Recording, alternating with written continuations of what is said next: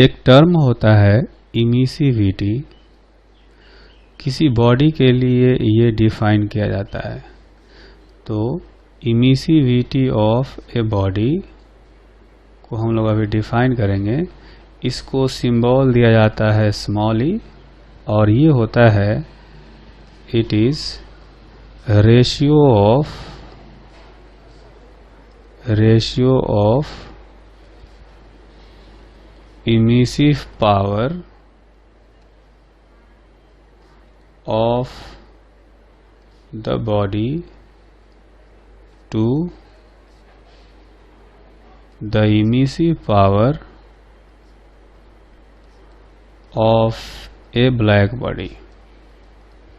मतलब किसी बॉडी का इमिसिविटी निकालना हो तो उसके इमिसिव पावर और ब्लैक बॉडी के इमिसिव पावर के रेशियो से निकल जाएगा।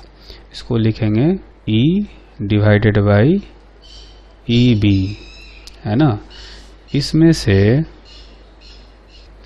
जो E है ये होता है emissive power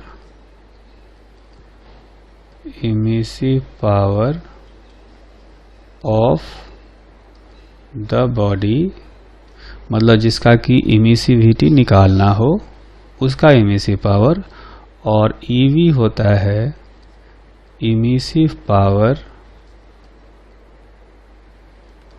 of A black body. ठीक है, तो इसको अगर हम ऐसा कहें कि फॉर ए ब्लैक बॉडी का अगर इमिसिविटी निकालना हो तो ऊपर भी EB रखेंगे और नीचे भी EB रखेंगे, है ना। जिस बॉडी का निकालना होता है इमिसिविटी उसका इमिसिव पावर ऊपर रखते हैं और नीचे ब्लैक बॉडी का। तो ब्लैक बॉडी का निकालना है तो ऊपर भी EB रखेंगे नीचे भी EB रखेंगे, तो ये हो जाएगा 1। तो ये कहा जा सकता है कि किसी ब्लैक बॉडी का इमिसिविटी 1 होता है ना, फॉर ए ब्लैक बॉडी। ठीक, अब एक थ्योरी होता है हीट ट्रांसफर का जिसको कि कहा जाता है प्रीवोस्ट थ्योरी। इसको कहते हैं Prevost theory of heat exchange, है ना। इस थ्योरी से रेडिएशन के बारे में काफ़ी कुछ सही चीज़ें हमें पता चलती है। जैसे ये लॉ कहता है कि all the bodies having temperature greater than 0 degree Celsius, all the bodies having temperature greater than 0 Kelvin radiate energy as well as absorb energy, है ना। मतलब कोई भी ऑब्जेक्ट हो अगर उसका टेम्परेचर 0 केल्विन से ऊपर हो, हालांकि 0 केल्विन पॉसिबल भी नहीं है, तो हर बॉडी का टेम्परेचर कहें कि 0 केल्विन से ज़्यादा होता है, और ज़्यादा होता है तो वो रेडिएट करता है, साथ में वो रेडिएट भी करता है और साथ में एब्जॉर्ब भी करता है। ये दोनों प्रोसेस जो हैं वो साइमल्टेनियसली चलते रहते हैं, है ना। तो ये कहा जा सकता है कि emission and absorption are simultaneous process. Simultaneous का मतलब ये हुआ कि ऐसा नहीं है कि जब टेम्परेचर कम होगा तो बॉडी सिर्फ एब्जॉर्ब कर रहा होगा और जब ज़्यादा होगा तो एनर्जी इमिट करेगा, ऐसा नहीं है। ये दोनों प्रोसेस हमेशा साथ साथ चलते रहते हैं। अगर किसी बॉडी का टेम्परेचर बढ़ रहा है इसका मतलब है कि वो एब्जॉर्ब ज़्यादा कर रहा है और इमिट कम कर रहा है, लेकिन दोनों ही काम कर रहा है। अगर किसी बॉडी का टेम्परेचर घट रहा है, इसका मतलब यह है कि वो इमिट ज़्यादा कर रहा है और एब्जर्व कम कर रहा है, लेकिन दोनों फेनोमेना साथ साथ चलते रहते हैं। ठीक है। जो तीसरा इसका रूल है वो ये कहता है कि emission and absorption are continuous processes. Continuous process का मतलब हुआ कि ये हमेशा ही चलते रहते हैं, बीच में रुकते नहीं है कभी। जैसे हमें लगता हो कि जब टेम्परेचर कम होगा तो वो सिर्फ एब्जर्व कर रहा होगा, है ना, रेडिएट नहीं कर रहा होगा, कुछ देर के लिए रुक जाएगा, कुछ देर के लिए रुक जाएगा इमिशन। लेकिन ऐसा नहीं है, जब टेम्परेचर कम होता है तो भी इमिशन और एब्जॉर्प्शन दोनों ही चलते रहते हैं, ये कंटिन्यूअसली चलते रहते हैं। ठीक। अच्छा, जो फोर्थ है रूल वो ये कहता है कि if A body is in thermal equilibrium. Thermal equilibrium का मतलब है कि उसका जो टेम्परेचर है ये कांस्टेंट हो गया। तो टेम्परेचर कांस्टेंट होने का मतलब है कि जितनी एनर्जी वो एब्जर्व कर रहा है उतनी रेडिएट भी कर रहा है ना, है ना। तो कह सकते हैं it means rate of absorption by body is equal to rate of emission by the body. मतलब जिस रेट से वो एब्जर्व कर रहा है उसी रेट से वो इमिट भी कर रहा है, और इसी कारण से उसके पास हीट कंटेंट न बढ़ रहा है न घट रहा है, तो उसका टेम्परेचर कांस्टेंट है। ठीक है। तो ये प्रीवोस्ट का हीट एक्सचेंज थ्योरी है, जो कि बहुत ही इम्पोर्टेंट थ्योरी है ना। मतलब कि 0 केल्विन से ज़्यादा टेम्परेचर होगा तो रेडिएशन और एब्जॉर्प्शन दोनों चलते रहेंगे। इमिशन और एब्जॉर्प्शन साइमल्टेनियसली चलते रहते हैं, हमेशा दोनों साथ साथ में चलते रहते हैं। ऐसा नहीं कि इमिशन पहले होगा बाद एब्जॉर्प्शन पहले होगा बाद में इमिशन होगा, नहीं, ऐसा नहीं है, दोनों साथ में चलते रहते हैं। इमिशन और एब्जॉर्प्शन कंटिन्यूअस प्रोसेसेज हैं, मतलब लगातार चलते रहते हैं, बीच में 1 सेकेंड का भी ब्रेक नहीं होता है। ठीक। अगर कोई बॉडी थर्मल इक्विलिब्रियम में है तो इसका मतलब यह है कि जिस रेट से एब्जर्व कर रहा है उसी रेट से इमिट भी कर रहा है। हीट रेडिएशन की एक थ्योरी होती है जिसको कि Kirchhoff's law of heat radiation कहा जाता है ना। वैसे तो इस लॉ का जो स्टेटमेंट है वो काफ़ी कॉम्प्लिकेटेड होता है, उसको समझना थोड़ा सा मुश्किल है। तो हम लोग क्या करेंगे, उस स्टेटमेंट का सिंप्लीफाइड फॉर्म ही समझेंगे। सिंप्लीफाइड फॉर्म जो है वो ये कहता है कि spectral emissive power of a body, spectral emissive power of a body is directly proportional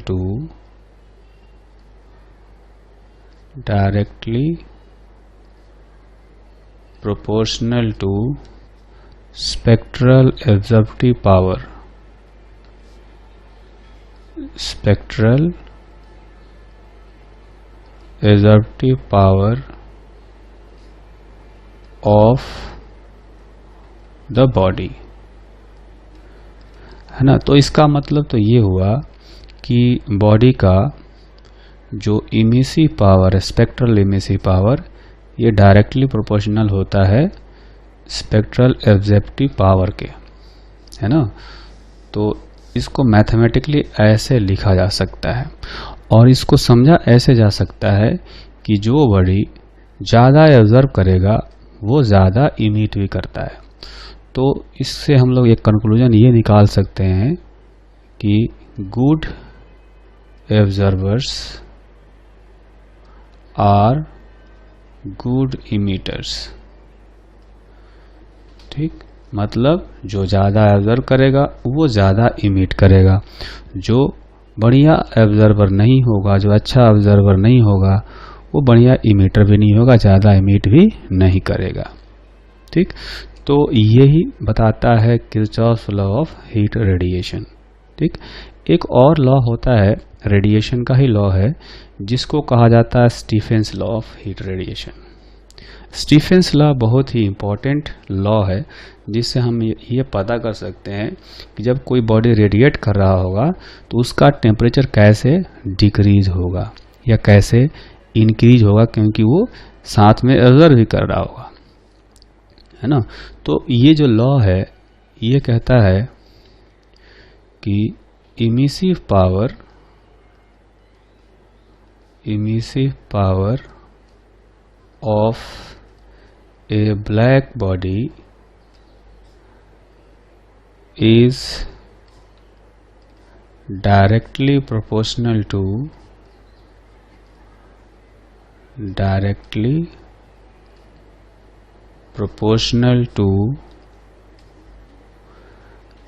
the fourth power of its absolute temperature। Absolute temperature का मतलब हुआ कि टेम्परेचर हमें केल्विन में रखना पड़ेगा, है ना। तो ब्लैक बॉडी का जो इमिसिव पावर है ये डायरेक्टली प्रोपोर्शनल हो गया किसके, टेम्परेचर के फोर्थ पावर के। ठीक, तो अगर यहाँ पर प्रोपोर्शनैलिटी कांस्टेंट हटा दिया जाए तो ये हो जाएगा EB is equal to sigma into T power 4, where sigma is called Stephen's constant। Stephen's constant जिसकी वैल्यू होती है 8.67 इंटू 10 टू द पावर, ये सिग्मा की वैल्यू में थोड़ा सा हम लोग करेक्शन करेंगे, ये वैल्यू होता है 6.57 इंटू 10 टू द पावर -8 वाट पर मीटर स्क्वायर, है ना। ये होता है वाट पर metre square kelvin power 4।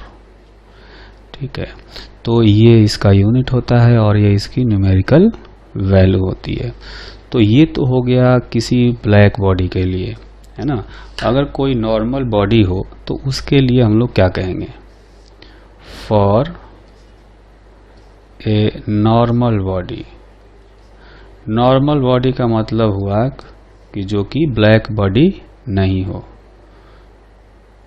Not a black body.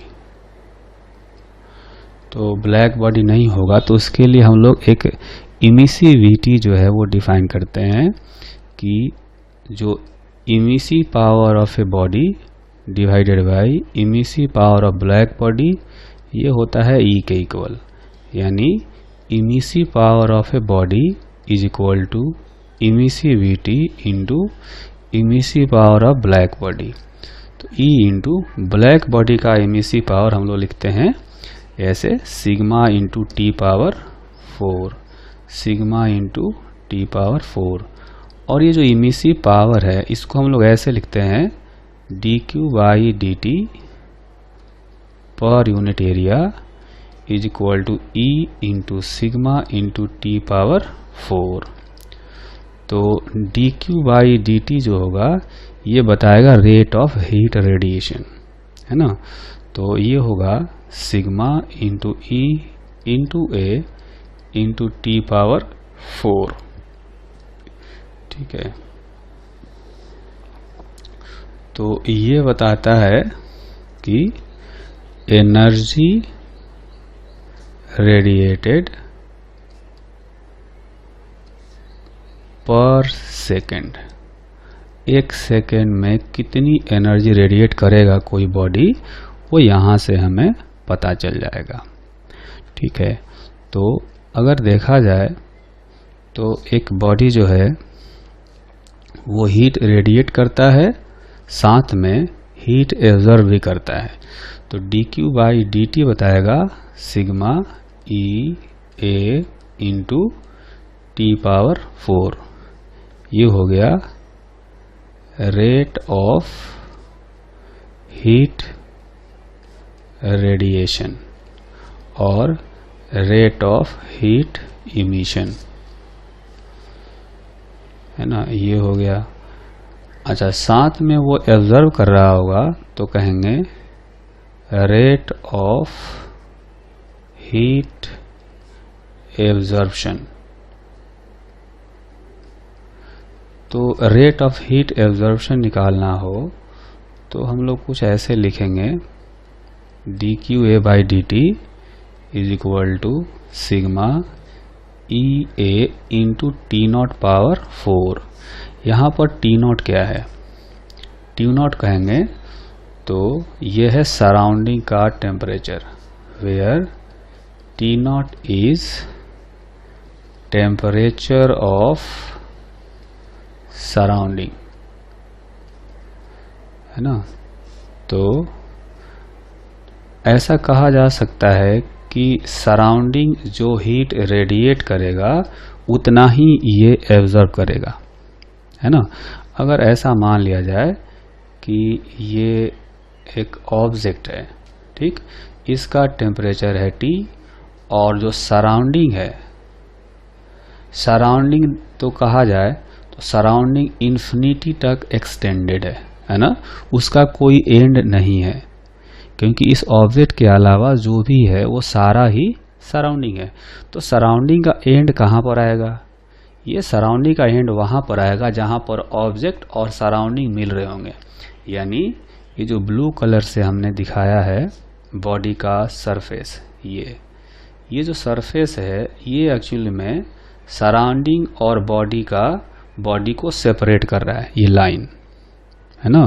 तो सराउंडिंग का भी जो ओपन सरफेस है वो इस बॉडी के सरफेस एरिया के इक्वल होगा। तो सराउंडिंग का एरिया भी हम लोग लेंगे A, सराउंडिंग का टेम्परेचर है T नॉट, तो ये माना जाएगा कि सराउंडिंग ने इतनी एनर्जी रेडिएट करी है और जो रेडिएट करेगा वो सारा इस ऑब्जेक्ट पर ही गिरेगा, ठीक, और इसलिए ऑब्जेक्ट सारा एब्जॉर्ब कर रहा होगा। तो ये कहेंगे कि इतना हीट जो है ये इमिट कर रहा है और इतना ये एब्जॉर्ब कर रहा है, तो उसका नेट हीट लॉस कितना होगा, net rate of heat loss by the body. तो हीट लॉस को हम लोग कुछ इस तरह से लिख सकते हैं, dH बाई dt, ये लिखेंगे rate of emission minus rate of absorption, ठीक है। तो रेट ऑफ इमिशन हमने यहाँ निकाला है ऊपर, वो है sigma E A into T power 4 और रेट ऑफ एब्जॉर्प्शन है सिग्मा ई इंटू ए इंटू टी नॉट पावर 4। यहाँ पर टी नॉट सराउंडिंग का टेम्परेचर है और टी जो है बॉडी का टेम्परेचर है, T is temperature of body. तो ये देखेंगे कि इसकी वैल्यू को हम लोग लिख सकते हैं sigma E A into T power 4 minus T naught power 4, ये हो गया dH बाई dt। तो एक्चुअली में नेट जो है वो हीट कम हो रहा है और इसलिए इसको कह सकते हैं कि जितना हीट लॉस होगा उसी रेट से टेम्परेचर भी डाउन होगा। तो इसको हम लोग लिख सकते हैं m into S into D T by D T. Actually में हीट लॉस होगा तो इसको हमें निगेटिव में लिखना चाहिए, क्योंकि H जो है यानी हीट जो है वो कम हो रहा होगा, तो यहाँ भी माइनस लिखेंगे। हमने कैलोरीमेट्री में एक कॉन्सेप्ट पढ़ा कि जो वहाँ पर हम लोग लिखते थे डेल्टा क्यू, यहाँ पर डेल्टा एच लिखेंगे। ये हो गया एमएस डेल्टा टी के इक्वल होता है कैलोरीमेट्री में, मतलब इतना हीट लॉस होगा तो इतना टेम्परेचर घटेगा। अगर इसमें टाइम से डिवाइड कर दिया जाए तो ये रेट ऑफ हीट लॉस और ये हो गया रेट ऑफ टेम्परेचर लॉस। तो उसी तरीके से हम लोग यहाँ भी लिख सकते हैं, ये minus D H by D T क्या है, रेट ऑफ हीट लॉस है, और यहाँ पर minus D T by D T क्या है, ये रेट ऑफ टेम्परेचर लॉस है। तो इसको इस तरह से लिखा जा सकता है, जहाँ पर जो टेम्परेचर दिए गए हैं वो केल्विन में दिए गए हैं। ठीक है, तो minus D T by D T का जो वैल्यू होगा वो हो जाएगा sigma E into A divided by M into S T power 4 minus T naught power 4। ठीक है, तो इसमें ये जो इक्वेशन हमने बताया, इसमें जो minus D T by D T हो गया, इसको कहते हैं rate of cooling. Rate of cooling हो गया। एम है मास ऑफ द बॉडी, और एस ये हो गया specific heat capacity of the material of the body. ठीक है, तो अगर हम लोग इनको रेडियस के टर्म में लिखना चाहें तो वैसे भी इनको लिख सकते हैं कि जो रेट ऑफ कूलिंग है minus D T by D T sigma E A by M S T power 4 minus T naught power 4। तो सिग्मा ई एरिया को लिखेंगे, अगर स्फेयर होगा तो 4 पाई आर स्क्वायर, और जो मास है इसको लिखेंगे density into volume into specific heat capacity T power 4 minus T naught power 4, ये लिखेंगे फॉर स्फेरिकल बॉडी। तो यहाँ से आप देखेंगे कि कुछ टर्म्स जो हैं वो कैंसिल हो जाएंगे, जैसे यहाँ से 4 पाई कैंसिल हो जाएगा और आर स्क्वायर भी कैंसिल हो जाएगा, तो बचेगा 3 sigma E divided by 4 rho into S into R T power 4 minus T naught power 4। तो ये हो गया रेट ऑफ कूलिंग। तो हम लोग ऐसे भी लिख सकते हैं अगर स्फेरिकल बॉडी है तो, अदरवाइज ये जो मेन फॉर्मूला है ये फॉर्मूला ज़्यादा यूज में आता है, तो इस फॉर्मूले को ही हमें याद रखना चाहिए।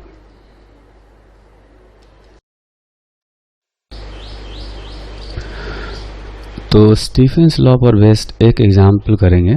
इस एग्जाम्पल में हमें एक स्फीयर दिया गया है जिसका रेडियस है 0.08 मीटर। इस स्फीयर का टेम्परेचर है 227 डिग्री सेल्सियस और इसको ऐसे सराउंडिंग में रखा गया जिसका टेम्परेचर है 27 डिग्री सेल्सियस। ये एक ब्लैक बॉडी है और इसलिए इसका इमिसिविटी है 1, सिग्मा का वैल्यू हमें ये दिया गया है, और इसका मटेरियल जो भी है उसकी स्पेसिफिक हीट कैपेसिटी इतना है 90 कैलोरी पर ग्राम पर डिग्री सेल्सियस। तो अगर हम लोग इसको जूल में कन्वर्ट करना चाहें तो कन्वर्ट कर सकते हैं 90 इंटू 4.2 जूल पर किलोग्राम पर डिग्री सेल्सियस, ये लिख सकते हैं।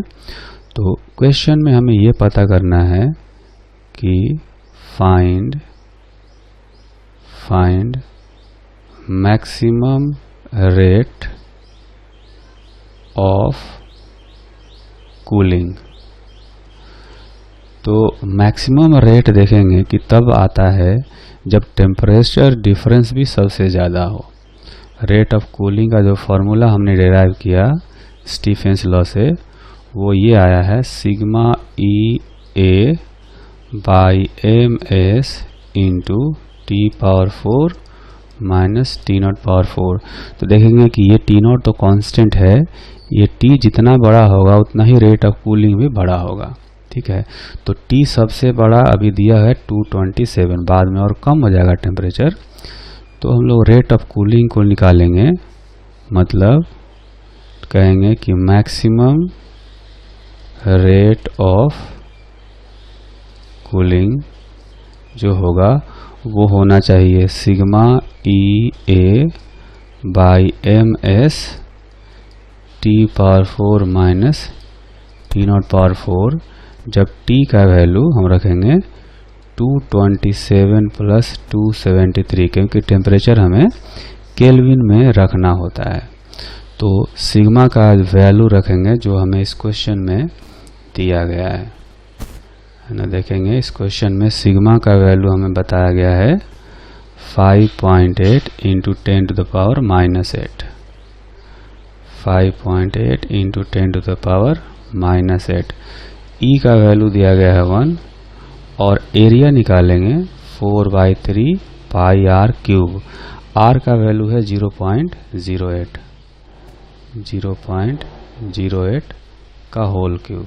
ठीक, टेम्परेचर जो है बॉडी का केल्विन रखेंगे तो ये आएगा 500 पावर 4 माइनस सराउंडिंग का टेम्परेचर है 27 डिग्री सेल्सियस। जब इसको केल्विन में कन्वर्ट करेंगे तो ये हो जाएगा 300 केल्विन। तो 300 का पावर 4 डिवाइडेड बाई इसका स्फीयर का मास जो है ये भी हमें दिया गया है। मास का वैल्यू है इसका 10 किलोग्राम। तो मास का वैल्यू अगर 10 किलोग्राम रख देंगे, स्पेसिफिक हीट कैपेसिटी भी यहाँ दिया गया है जूल पर किलोग्राम पर डिग्री सेल्सियस में, तो यह आएगा 90 इंटू 4.2। तो सब कुछ सोल्व करने के बाद जो वैल्यू आएगी वो आएगा 0.066 डिग्री सेल्सियस पर सेकेंड। तो ये जो है ये हो गया maximum rate of cooling. Maximum हम लोग इसलिए कह रहे हैं क्योंकि इस टेम्परेचर पर जब मैक्सिमम रखेंगे बॉडी का तो रेट ऑफ कूलिंग भी मैक्सिमम होगा।